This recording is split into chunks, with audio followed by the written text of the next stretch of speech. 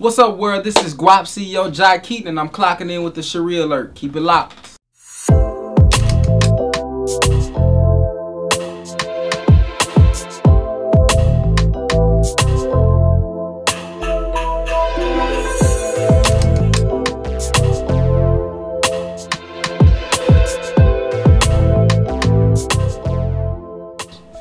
What gave me the bug to branch out and start my own business?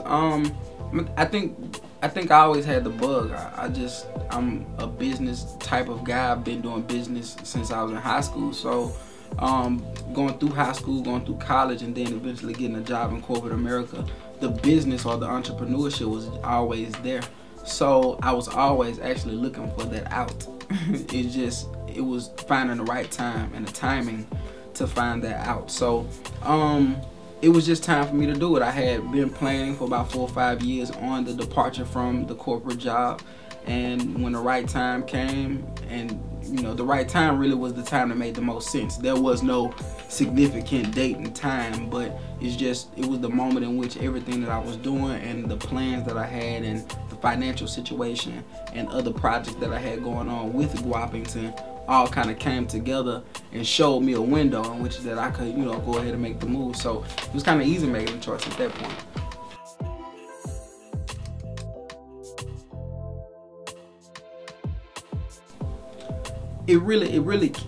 I guess the correct way to ask that question is, how did Guapington Enterprise come about? Because I didn't just think about it and develop it, but I needed to name everything that I was doing something, you know what I mean? So I just really realized at one point that I had a clothing line. It was functioning. It had its own team of people and its own projects. I realized that I was working with models. They were functioning. They had their own team and projects. Same thing with music artists. Same thing with promotions.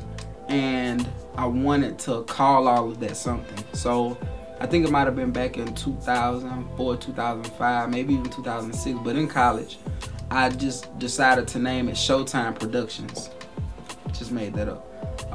But not until I really got ready to be serious with the corporation did I create the name Guapington Enterprise. And basically, it was created out of a need to house everything that I was doing under one umbrella. And then I just built it out, built Guapington out, built the brand out. So defining it, Guapington is defined as a wealthy mind state. It's at a point in which a person understands and accepts what they need to do to reach ultimate success in their life. And when you're in that mind frame, that mind state, we call that mind state Guapington. So it is a place, it's in your mind. And we toy with that. You got guapshop.com, which is the official store of Guapington. It's a custom screen printing company. And then you got Guap TV. And sometimes people refer to me as Guapo. But, we just made it a brand. So that's kind of like pretty much where it came from.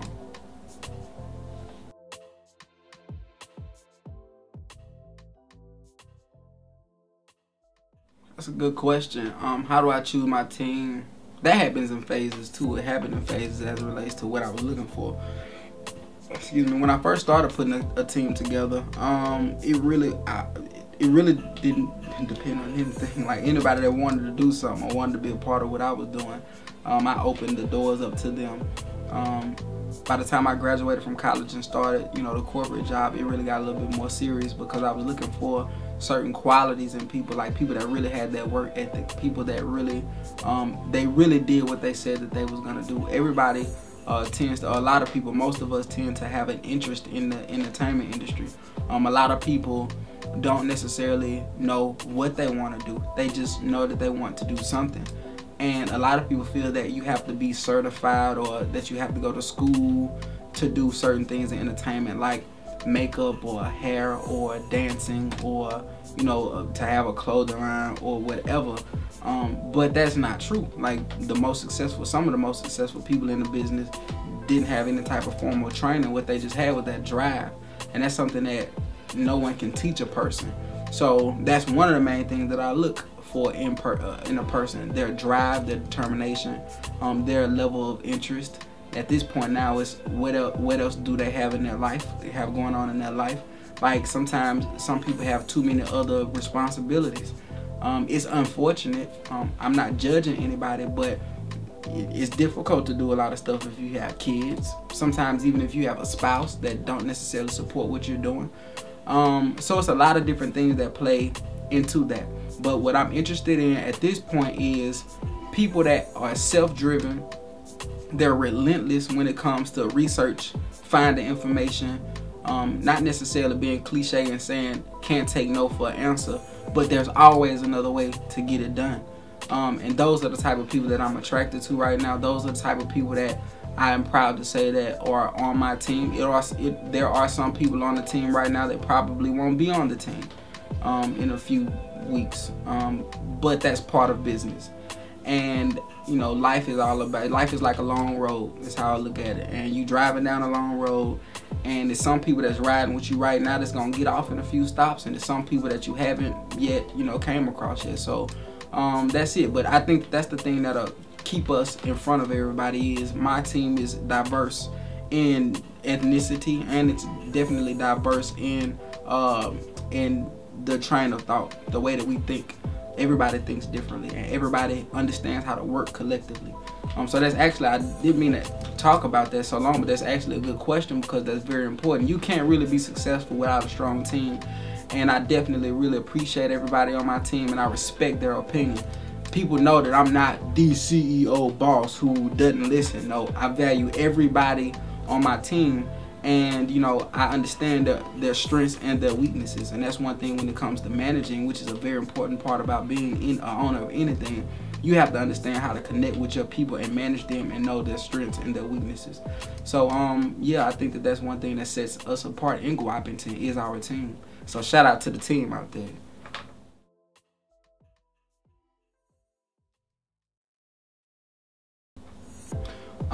Guapington is that point in a person's life when they understand, accept, and focus on what they need to do to reach ultimate success.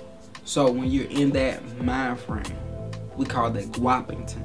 So we define Guapington as a wealthy mind state. Now, the second part, how does it affect the community? Well, we just believe that social change and change in the world, period, comes from a mental thing. I think we're fighting a mental battle. So that's the whole thing that you'll get from Guapington is everything that we're doing now is to target the individual's way of thinking. So if we can change that, if we can entice that in any kind of a way, then we think that we might be able to get people to look and think about things differently. Now, if that happens to the end, you know, if Guapington or Be Meek or whatever the brand is, whichever brand it is, get to the point in which we have millions of people really supporting and buying into the lifestyle, then we figure that it can really change the thought process of millions of people, which at that time will start understanding their God-given gifts, their God-given talents. And they'll embrace those things, and it'll kind of like get them to thinking about life in a more positive, more progressive way. And you know, that being said, it'll really affect the people around them. You know what I'm saying? So it really could change the world, which is why we look at Guapington and think about it as the brand that changed the world. So we just start one person at a time. If we can get people to understand that life is more serious than just, you know, what hip-hop artists are doing on TV, or it's way more serious than not paying your bills, or you know what I mean, stuff of that nature. You know, not wanting to work, thinking that everybody's gonna always give something to you. I think that when people start embracing that, man, and really wanting to move forward, then we'll start seeing that reflection in society. So that's how I feel like the Guapington brand will contribute to the community.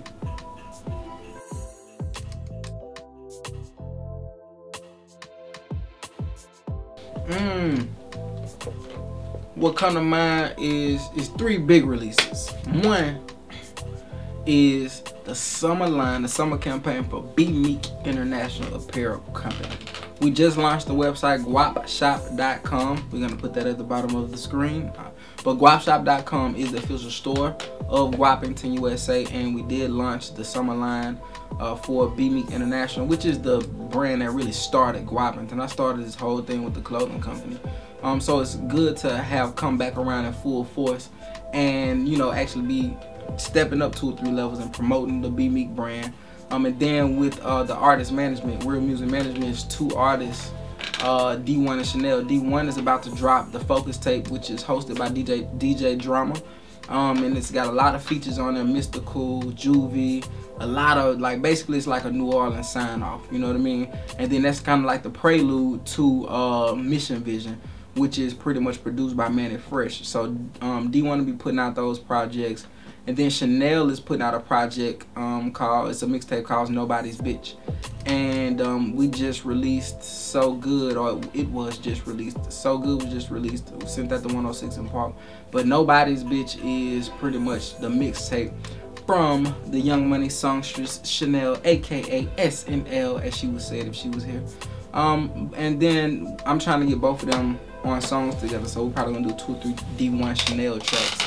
But that's pretty much what's coming out this summer. I'm actually looking forward to it. Be Meek is doing very well right now, and everybody's really receiving the new gear. So we're really trying to gear up for the winter time. You know, that whole season ahead of time.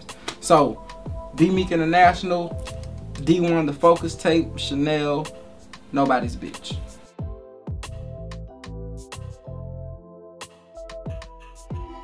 I guess it's kind of like informal mentoring. People call me all the time and ask for advice and share their ideas.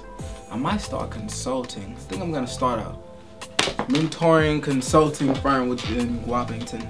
But yeah, I just really encourage people to do what they really love to do. But first of all, love to do it. You know what I mean? Like, it's easy to just say you want to do something, but really do it. Really think it out. Really know about your product or your service, and then get associated with people that are doing similar things, and live it at the end of the day. Like, sometimes I kind of think I might be a little crazy or whatever, because I only care about Guapington. Not really, but, like, you know what I mean? Like, I only think about every day, all day, what do I need to be doing today to make my tomorrow easier, or to what do I need to be doing today to be successful? You know what I'm saying? Like, and that's all that my life encompasses right now. It doesn't necessarily leave too much time for a lot of, you know, getting caught up in relationships and, you know, spending money a whole lot, like blowing out on pop bottles.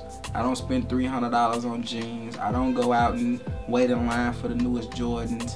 You know what I'm saying? I don't care about being VIP. I don't care about driving a Benz or a Mercedes, or, you know, there's certain things that you just you automatically adjust to the lifestyle, and you just have to understand that what's important today in a lot of regards may not be that important tomorrow. So, you know, understand where you want to be at when you're 40. Now, I ask this question a lot.